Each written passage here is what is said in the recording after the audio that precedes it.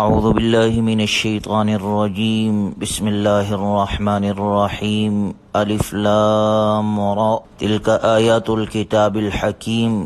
یہ سورہ یونس ہے جو 109 آیات اور 11 رکوعات پر یہ سورت مبارکہ مشتمل ہے۔ اللہ تبارک و تعالی کا ارشاد مبارک ہے تلک آیات الکتاب الحکیم، یہ ایسی کتاب کی آیات ہے جو حکمت سے لبریز ہے۔ اکان للناس عجبا ان اوحینا الی رجل منہم ان انذر الناس، کیا لوگوں کے لیے یہ تعجب کی بات ہے کہ ہم نے انہی میں سے ایک شخص کے پاس وحی بھیجی کہ بدعملی میں مبتلا لوگوں کو خبردار کیجیے اور ایمان والوں کو خوشخبری سنا دیجیے۔ گویا کسی انسان کی طرف وحی کا نازل ہونا باعث تعجب نہیں بلکہ عقل و حکمت کے عین مطابق ہے۔ اور آگے ذکر فرمایا کہ رسول کے اہداف میں سے بڑے ہدف 2 ہوتے ہیں، نمبر 1 انذار، نمبر 2 تبشیر یعنی خبردار کرنا اور خوشخبری سنانا۔ جیسے اللہ نے ذکر کیا انا ارسلناک بالحق بشیرا ونذیرا۔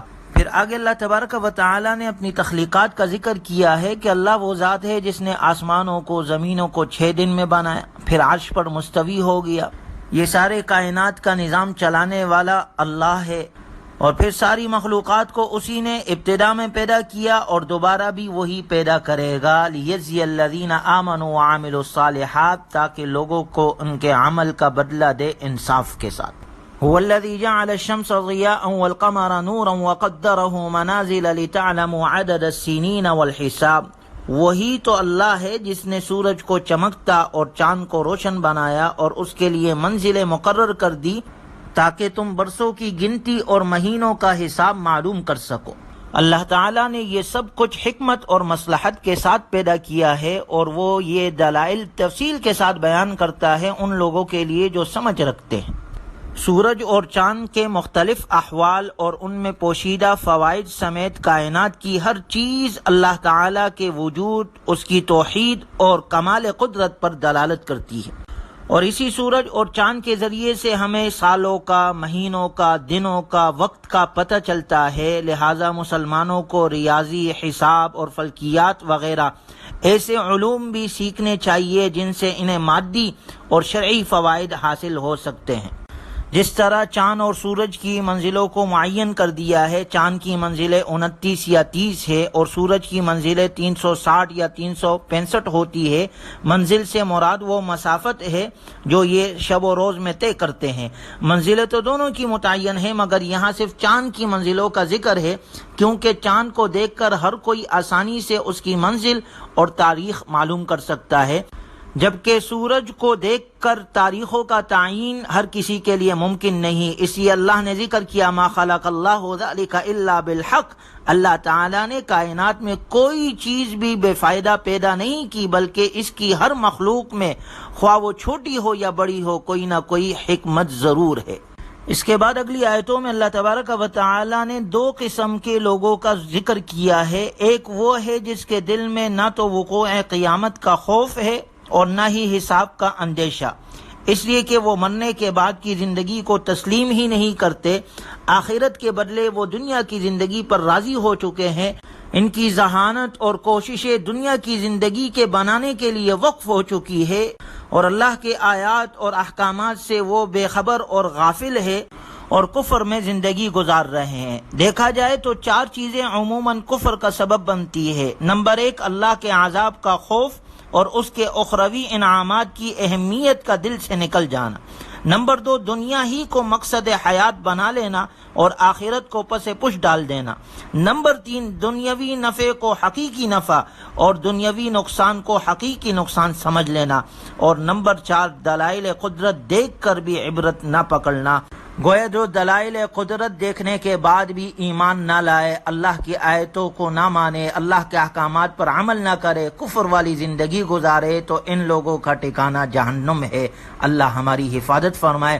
اس کے مقابلے میں اللہ نے ذکر کیا ان الذین آمنوا وعملوا الصالحات یہدیہم ربہم بایمانہم تجری من تحتہم الانہار فی جنات النعیم، بے شک جو لوگ ایمان لائے اور انہوں نے نیک عمل بھی کیے، ان کا رب ان کے ایمان کی برکت سے ان کو منزل تک پہنچا دے گا، ان کے محلات کے نیچے نہریں بہے گی، جبکہ وہ عیش و آرام کے باغات میں ہوں گے، جب اللہ کے انعامات پر ان کی نظر پڑے گی تو وہ کہہ اٹھیں گے سبحان اللہ، اور آپس میں ایک دوسرے کو السلام علیکم کہہ کر دعا دیں گے، اور ان کا آخری قول یہ ہوگا الحمدللہ رب العالمین، جس کو اللہ تبارک و تعالی نے اس آیت مبارکہ میں ذکر کیا، دعواہم فیہا سبحانک اللہم وتحیتہم فیہا سلام وآخر دعواہم ان الحمدللہ رب العالمین۔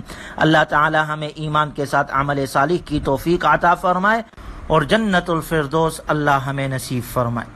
وَإِذَا مَسَّ الْإِنسَانَ الضُّرُّ دَعَانَا لِجَنبِهِ أَوْ قَاعِدًا أَوْ قَائِمًا، اور اللہ تبارک و تعالیٰ کا ارشاد ہے کہ جب انسان کو کوئی تکلیف پہنچتی ہے تو وہ لیٹے، بیٹھے اور کھڑے ہمیں پکارتا ہے۔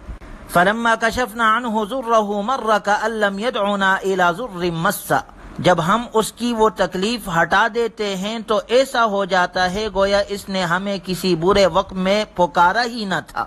گویا انسان کی حالت تو یہ ہے کہ جب وہ فقر و فاقہ میں یا بیماری میں مبتلا ہو یا کسی پریشانی میں ہو یا کوئی حادثہ پیش آ جائے تو وہ اللہ سے خوب دعائیں کرتا ہے، اور جب اس انسان کی بیماری ختم ہو جائے، پریشانی دور ہو جائے، مسئلہ حل ہو جائے تو وہ دوبارہ اپنے اسی سلسلے میں آ جاتا ہے، اللہ کو بھول جاتا ہے، وہی کفر یا شرک میں یا غفلت میں، سرکشی میں اپنی زندگی گزارتا ہے۔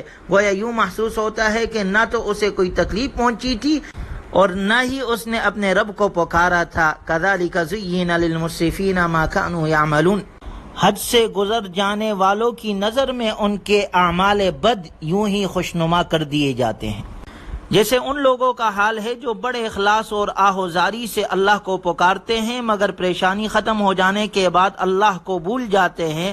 اللہ نے یہاں ذکر کیا کہ یہی حال مکۃ المکرمہ کے مشرکین کا ہے جو رسول اللہ صلی اللہ علیہ وسلم کے عناد میں بہت دور جا چکے ہیں۔ وَإِذَا تُتْلَى عَلَيْهِمْ آيَاتُنَا بَيِّنَاتٍ قَالَ الَّذِينَ لَا يَرْجُونَ لِقَاءَنَا نَأْتِ بِقُرْآنٍ غَيْرِ هَذَا أَوْ بَدِّلْ، اور جب ان مشرکین کے سامنے ہماری واضح آیات پڑھی جاتی ہے تو وہ لوگ جو ہمارے روبرو پیش ہونے کی امید نہیں رکھتے وہ کہتے ہیں کہ اس کی جگہ کوئی دوسرا قرآن لے آئے یا اس میں کچھ ترمیم کر دیجئے۔ قُلْ مَا يَكُونُ لِي أَنْ أُبَدِّلَهُ مِنْ تِلْقَاءِ نَفْسِي إِنْ أَتَّبِعُ إِلَّا مَا يُوحَى إِلَيَّ، آپ فرما دیجئے اے پیغمبر صلی اللہ علیہ وسلم کہ مجھے اپنی طرف سے اس میں تبدیلی کا کوئی اختیار نہیں، میں تو بس اس حکم کی اتباع کرتا ہوں جو میرے پاس وحی کے ذریعے سے بھیجا جاتا ہے۔ یعنی آپ صلی اللہ علیہ وسلم نے فرمایا کہ یہ قرآن میرا بنایا ہوا نہیں ہے بلکہ یہ اللہ کا بھیجا ہوا ہے، اگر وہ نہ چاہتا تو نہ میں تمہارے سامنے پڑھ سکتا تھا نہ تمہیں اس کا علم ہو سکتا تھا۔ یہ تو اللہ تبارک و تعالی نے مجھ پر نازل فرما کر مجھے حکم دیا کہ تمہیں سناؤں، اس لیے سنا رہا ہوں، لہٰذا اس میں کسی قسم کی تبدیلی کا سوال ہی پیدا نہیں ہوتا۔ یہ تو اللہ کا بھیجا ہوا کلام ہے، یہ تبدیلی سے پاک ہے، اور تمہارا یہ مطالبہ کہ میں اس کو بدل دوں، یہ دراصل میری نبوت کا انکار اور مجھ پر معاذ اللہ جھوٹ کا الزام ہے۔ حالانکہ میں نے عمر کا بڑا حصہ تمہارے درمیان گزارا ہے اور میری ساری زندگی ایک کھلی کتاب کی طرح تمہارے سامنے رہی ہے۔ قرآن کریم کے نازل ہونے سے پہلے تم سب مجھے سچا اور امانت دار کہتے تھے، اور 40 سال کے طویل عرصے میں کبھی کسی ایک شخص نے مجھ پر جھوٹ کا الزام نہیں لگایا۔ اب نبوت جیسے معاملے میں مجھ پر یہ الزام لگانا بے عقلی نہیں تو اور کیا ہے؟ افلا تعقلون، کیا تم عقل سے ذرا بھی کام نہیں لیتے؟ فمن اظلم ممن افترى على الله كذبا او كذب بآياته انه لا يفلح المجرمون، پھر اس سے بڑھ کر کون ظالم ہو سکتا ہے جو اپنی طرف سے جھوٹی باتیں گڑھ کر اللہ کی طرف منسوب کرے یا اللہ کی آیات کو جھوٹا قرار دے؟ یقیناً اس قسم کے مجرم کبھی کامیاب نہیں ہو سکتے۔ آسمانی وحی یعنی قرآن کریم میں تبدیلی کا مطالبہ کل کے کافروں نے بھی کیا تھا، اور آج کے کافر بھی اس مذموم کوشش میں اپنی پوری کوشش کر رہے ہیں، بلکہ ان سے 2 قدم آگے ہیں۔ لیکن اللہ کا وعدہ ہے انا نحن نزلنا الذکر وانا له لحافظون، ہم نے یہ قرآن نازل کیا ہے، ہم اس کی حفاظت کریں گے، قیامت تک یہ قرآن تحریف سے، تبدیلی سے محفوظ رہے گا۔ اللہ تبارک و تعالی ہمیں قرآن سے سچی محبت اور عقیدت عطا فرمائے اور قرآنی تعلیمات کے مطابق اپنی بقیہ زندگی گزارنے کی توفیق عطا فرمائے۔ وآخر دعوانا ان الحمد للہ رب العالمین۔